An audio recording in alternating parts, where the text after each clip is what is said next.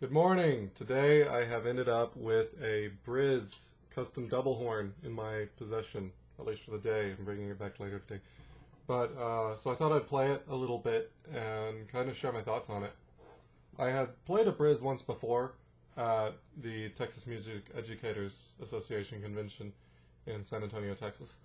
And I really liked it, but it was, in a room full of thousands of people all playing, so I couldn't really tell. So now I have one in my apartment, and I can actually, give it a thing. So I'm just going to play a thing, because why not? So anyways, this is going to be a shoemaker etude.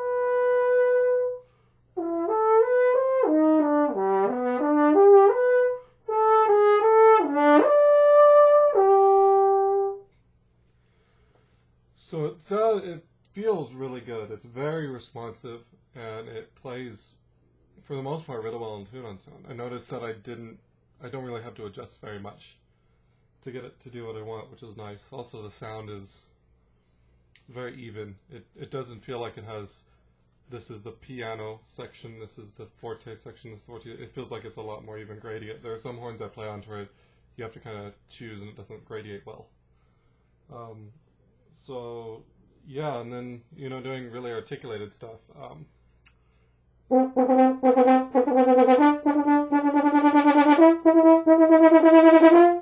It articulates really well.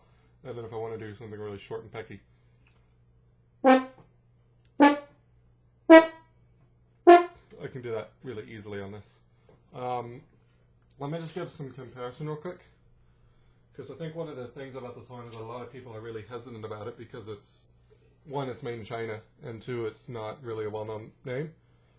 So here is a horn that is decidedly not made in China, and Alex 103, and the name brand, So just comparing, I'm going to play the same excerpt. I'm going to play it on my 103.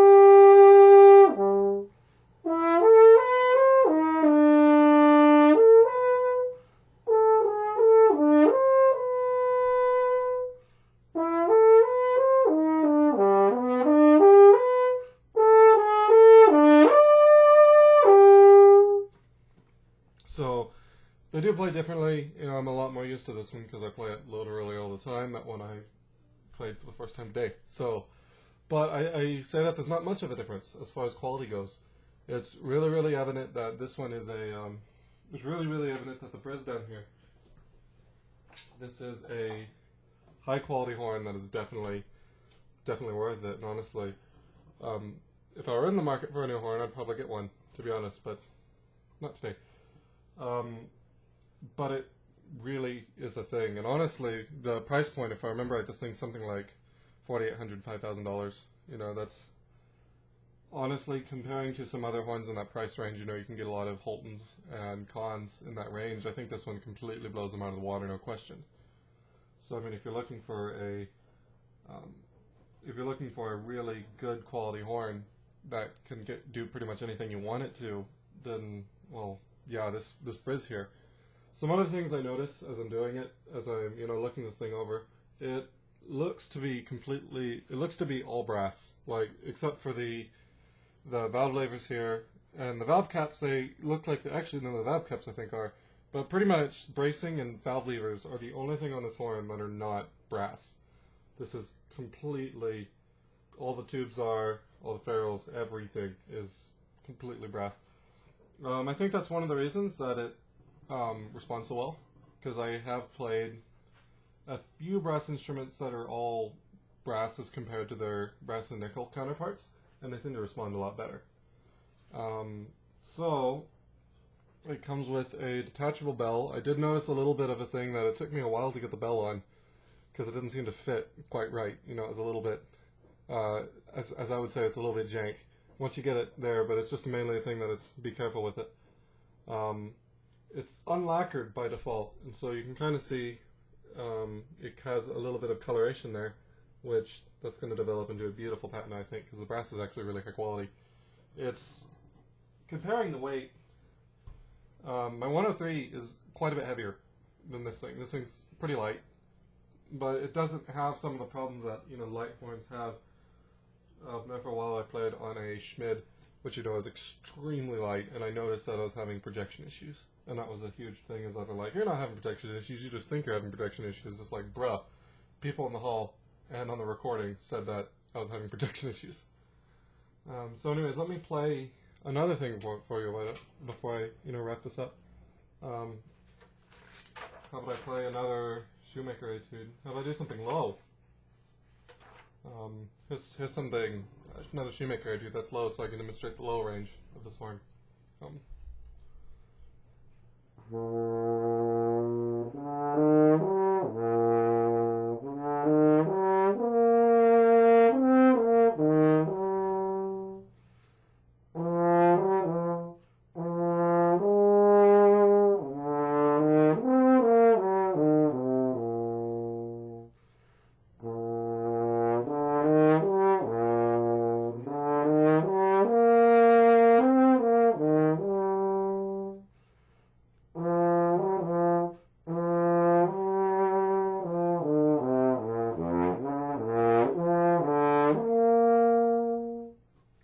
Now for comparison, I'll play the same excerpt on my 103.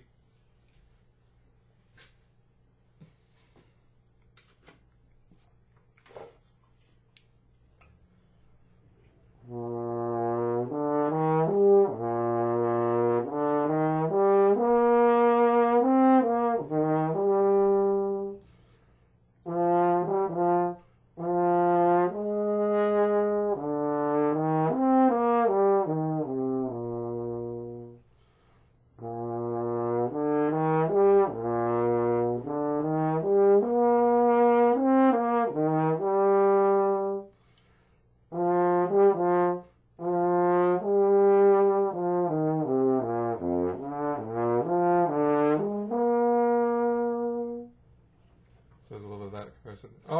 I just remembered something when I was playing that. The thing that actually caught my attention about this specific model of horn, back whenever I played it at Team Yang, was the high range. The extreme range up there was actually really good. And so, like, if you go, I've noticed it slots really well up there. And of course I crack everything, as I say, it slots really well, right? You know, that's the way it goes. And then above that. And then even above that. And it just seems to just really come out really easily up there. I don't really have to work very hard. So.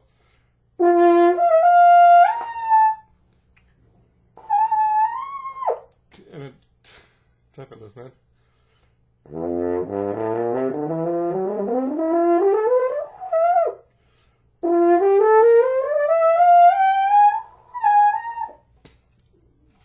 For comparison, on the 103,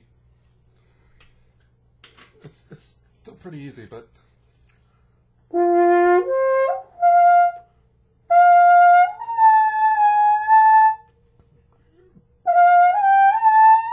you know, going up there, it's like, it's a little bit harder. Like, it takes a little bit more effort to get up there.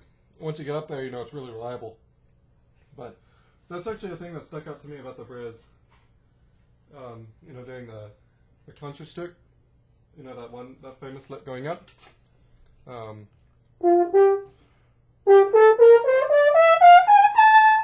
it's very easy. This horn, you know, it's almost too easy.